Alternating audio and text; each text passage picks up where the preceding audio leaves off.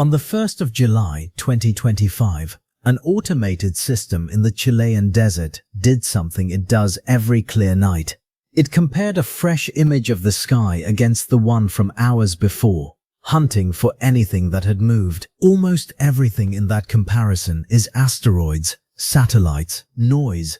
On this particular night, one point of light didn't fit any of the usual patterns. It was too far out, moving too fast, on a path too straight to belong to anything native to our solar system. Within days, 3 separate observatories on 3 separate continents had confirmed what that point of light actually was. A comet older than the sun that warms it, not older by a little, older by 12 billion years.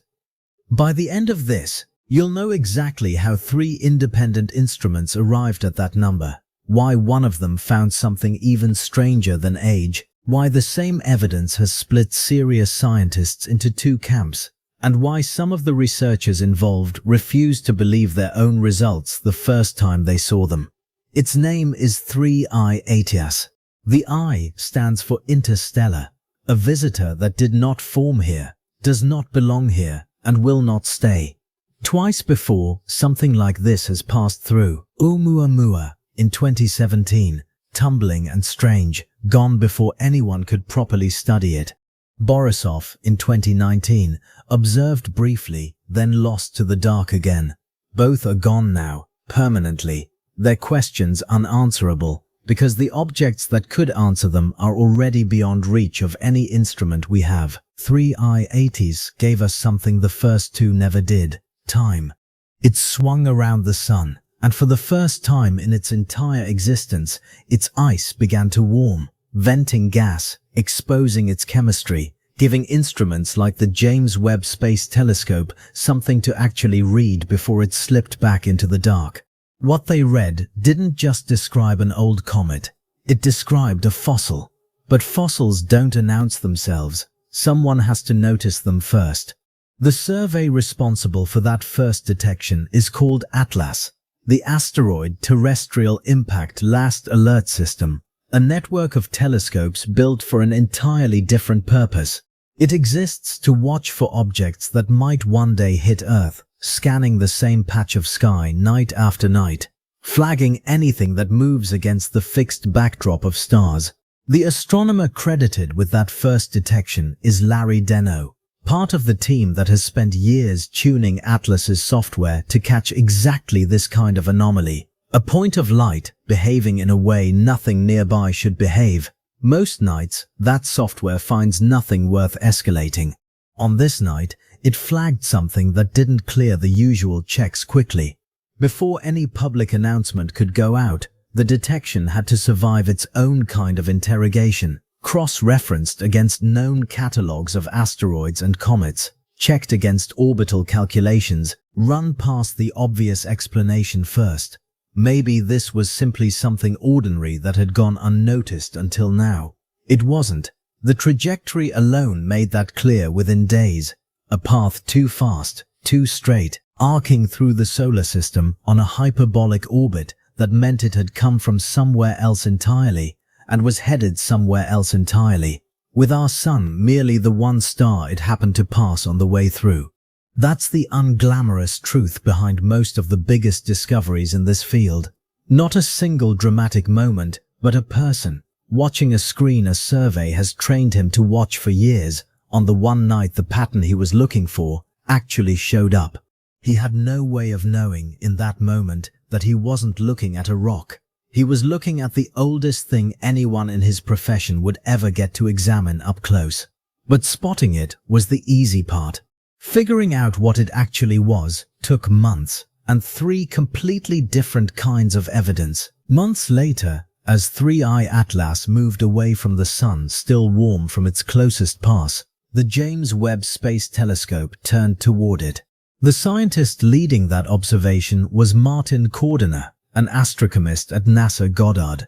He'd spend months afterward, alongside his team, working backward from the chemistry to the era it came from, piecing together, as he later put it, direct insight into that distant time and place.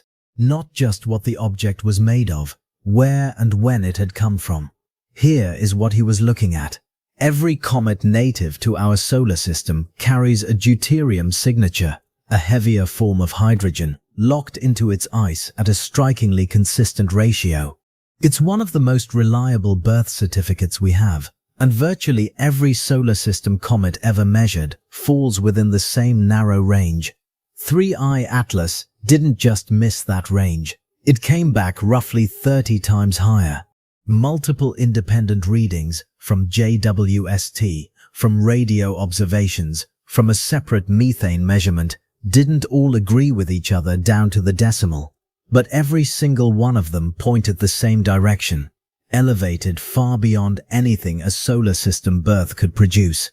Ice like this only forms at temperatures below -243 degrees Celsius, and it has never warmed since, not once, in 12 billion years. Picture a chest freezer that has never lost power, not for a single minute since before the first humans stood upright. That's the scale of never thawed we're talking about, and if you could hold that ice in your bare hands right now, you would be holding something that has never, in its entire existence, felt anything but cold. One number like that could be a fluke, an instrument error, a 1 in 1,000 statistical fluctuation that happened to land on the most dramatic possible reading. But the deuterium reading wasn't the only strange number JWST brought back. It wasn't even the strangest. Comets release gas as they warm. Almost all of them release mostly water vapor, with a small amount of carbon dioxide mixed in, typically about 1 part CO2 for every 8 parts water. 3I Atlas was releasing nearly 8 parts CO2 for every 1 part water. That's not a slight shift. That's a ratio roughly 6,000 times higher than the typical solar system comet, the single most extreme composition ever recorded on any comet, anywhere. For a while, nobody had a clean explanation.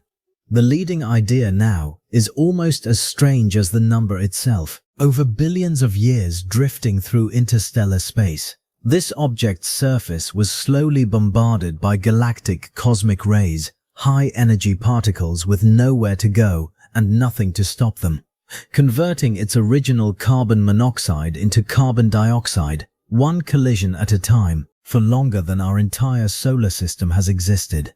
Think of a photograph left in direct sunlight for decades, slowly darkening and shifting color long after the moment it captured has been forgotten. 3I Atlas has been sitting in the equivalent of that sunlight, cosmic radiation instead of visible light, for 12 billion years. Its atmosphere isn't just old, it's been weathered by deep time itself. For decades, the working assumption among astronomers was that any interstellar object we eventually caught would look chemically anonymous. A comet is a comet, wherever it's from. 3I Atlas proved that assumption wrong within months of its discovery. A solar system comet, by comparison, is more like fruit picked straight off the tree, barely any time between formation and the moment we finally taste it. 2 numbers down, both pointing somewhere ancient, but neither one on its own could tell scientists exactly how ancient. Chemistry could tell us 3I Atlas was strange. It took a different measurement to tell us how old. Every star, as it burns, slowly converts one form of carbon into another, carbon-12 into carbon-13, through a process called hot bottom burning, then scatters that enriched carbon back into the galaxy when it dies. The longer a galaxy has been forming and losing stars, the more carbon-13 accumulates in the material drifting between them, which means the ratio between the 2 isotopes works like a clock. Low carbon-13, relative to carbon-12, means the material formed early, before generations of dying stars had the chance to enrich the galaxy around it. Our solar system's material sits at a stable, familiar ratio, the kind you'd expect from a system that formed relatively late in the galaxy's history. 3I Atlas came back with a ratio of roughly 150, more than half again higher than our solar system's number, with a margin wide enough that scientists were careful to call it consistent rather than certain. and still, unmistakably, the lowest carbon-13 fraction ever recorded in any comet. James Webb's result was extraordinary, but one measurement, however striking, is still one measurement. So a second team went looking for a second opinion. At the European Southern Observatory's Very Large Telescope, high in the Chilean Atacama, a team led by Cyrielle Opeton and Damien Hutzemeckers pointed an entirely different instrument at the object, one that reads light in the optical range rather than the infrared JWST relies on. They weren't just repeating Coordina's measurement, they were checking it against something JWST hadn't measured at all: the ratio of nitrogen-14 to nitrogen-15. It's a slower, more painstaking way to confirm a result. A completely separate instrument, a completely separate research group, measuring a completely different element, specifically so that if the answer came back wrong, it would come back wrong in its own way, not simply echo someone else's mistake. There was a real chance it would. Independent confirmations fail more often than headlines admit. It didn't come back wrong. It came back even more extreme than the carbon signature. And it confirmed, independently, everything JWST had already found. Two instruments, two teams, two different elements, the same impossible conclusion. Think of it like two separate translators working from two different manuscripts in two different rooms, arriving at the exact same sentence. That's not a coincidence you can wave away. That's confirmation. This is what makes 3I Atlas different from a single surprising reading. It's what a fossil looks like when three separate scientific dating methods agree with each other. Think of it the way a forester reads a tree's age from its rings, or a geologist reads a canyon's history from its sediment layers, not from the shape of the thing, but from what it's made of. The ice of 3I Atlas carries its own rings, and they go back further than the sun itself. To understand what 12 billion years actually costs an object, it helps to leave the chemistry aside and simply sit with the timeline. The universe itself is 13.8 billion years old. If you compressed all of cosmic history into a single 24-hour clock, 3I Atlas would have formed before 2 a.m. Our sun wouldn't ignite until nearly 9 p.m. Every human being who has ever lived, every war, every empire, every telescope ever built, would fit into the final half-second before midnight. 3I Atlas was already ancient before that clock had reached its first quarter.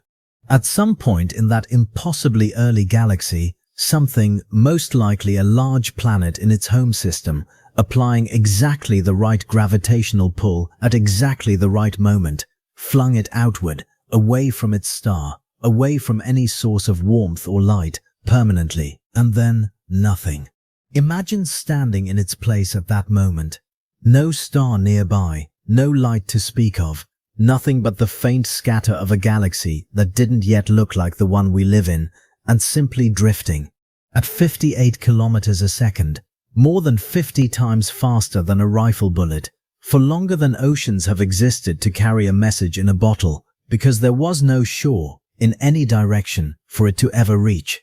Fast enough to cross the distance between New York and Los Angeles in about a minute, and it kept that pace, unbroken, for longer than our entire species has existed. You have never experienced silence like that. Not the silence of an empty room or an empty street at night. A silence with no edges, no wall to eventually stop the sound, because there was no sound to begin with, and wouldn't be, for 12 billion years. This changes everything about how you should picture space, not empty in the way a room is empty. Empty in a way that has no bottom. You'd expect something drifting for that long, through that much nothing, to eventually just stop mattering, to become permanently, irretrievably lost. It didn't. After 12 billion years, and after crossing a distance that stops meaning anything in kilometers, this single frozen fragment passed close enough to our solar system, at precisely the angle, at precisely the moment, for one telescope on one clear night to notice one moving point of light among billions of stationary ones. There was no schedule for this, no return trip planned. Somewhere between the odds of a single specific snowflake landing on a single specific blade of grass, on a planet you weren't aiming for, in a galaxy with 100 billion stars, that's roughly the level of coincidence required for Atlas to have caught this at all. Think of a lighthouse beam sweeping across an ocean at night. Now imagine that beam catching, for one fraction of a second, a single bottle bobbing on the surface. A bottle that has been drifting since before there was a lighthouse, or an ocean, or a species capable of building either. We did not go looking for the early universe. The early universe, by pure accident of trajectory, came looking for us. Because 3I Atlas didn't vanish the way its predecessors did, it gave scientists something rare. A window to ask harder questions before it was gone for good. One of the loudest voices in that window belongs to Avi Loeb, a Harvard physicist with a well-earned reputation for asking the question everyone else is thinking but not saying out loud. Loeb had already spent years arguing that Oumuamua, back in 2017, deserved to be examined for signs of artificial origin.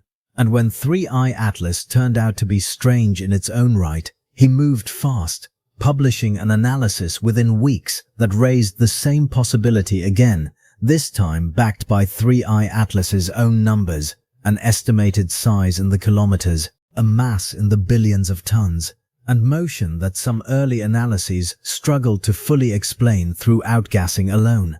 He's since pointed to something more specific still.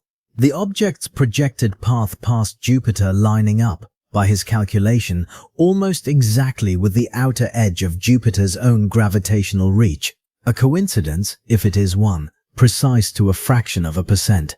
It landed the way his papers usually do, immediate, wide attention, and immediate, wide pushback from other astronomers, several of whom published their own rebuttals within days, arguing the anomalies Loeb pointed to had far simpler natural explanations.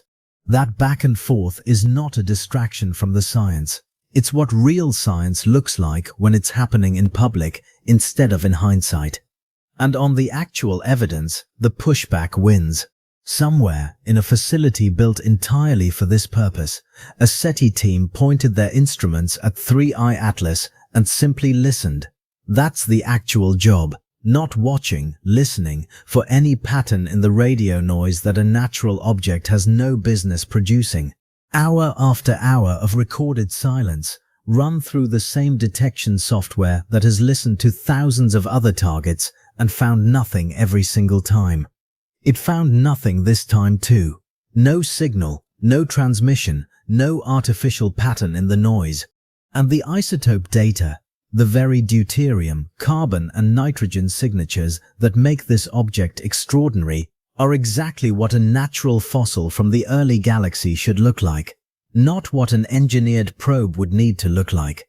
There's also a smaller anomaly that lives mostly online, a claim that the object arrived several minutes earlier than certain early trajectory models predicted, which has fueled no shortage of forum posts convinced something is being hidden.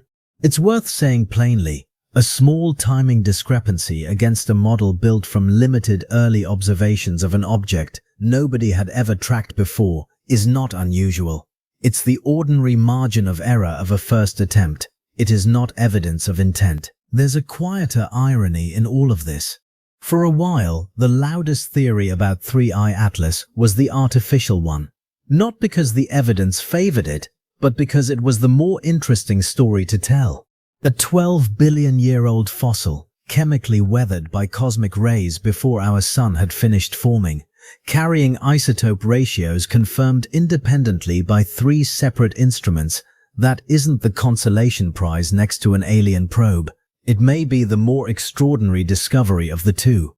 So what did we actually learn in the narrow window before 3I Atlas disappeared back into the dark? We learnt its ice has never warmed in 12 billion years. We learnt its atmosphere carries the scars of cosmic ray bombardment older than our own solar system. We learnt 3 separate isotope measurements from 3 separate instruments all agree it predates our sun by roughly 10 to 12 billion years. And we learnt its arrival here wasn't planned, wasn't predictable, and will almost certainly never happen again in any of our lifetimes. But this isn't quite the end of the story. The Vera Rubin Observatory, now coming online, is expected to detect dozens of interstellar objects like this one every single year. What has, until now, been treated as a once-in-a-generation event is about to become routine. Oumuamua, Borisov, 3I Atlas, the first 3 visitors we've ever confirmed, may soon look less like rare exceptions and more like the opening entries in an ordinary catalogue. Each one that follows will carry something different, a different star system's leftover ice, a different era of the galaxy's slow chemical history, weathered a different way by a different span of cosmic rays. We don't yet know what the next one will tell us it remembers. We never had to leave the solar system to touch the early universe. We didn't build a ship or cross a light year or wait out the tens of thousands of years such a journey would demand.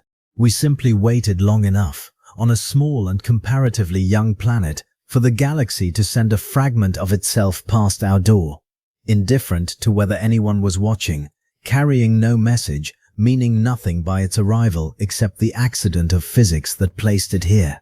And now it is already leaving, unhurried, unaware of having been noticed at all, carrying its 12 billion years of silence back out into the dark it came from, leaving us only the brief, borrowed light in which we managed, just barely, to read its age.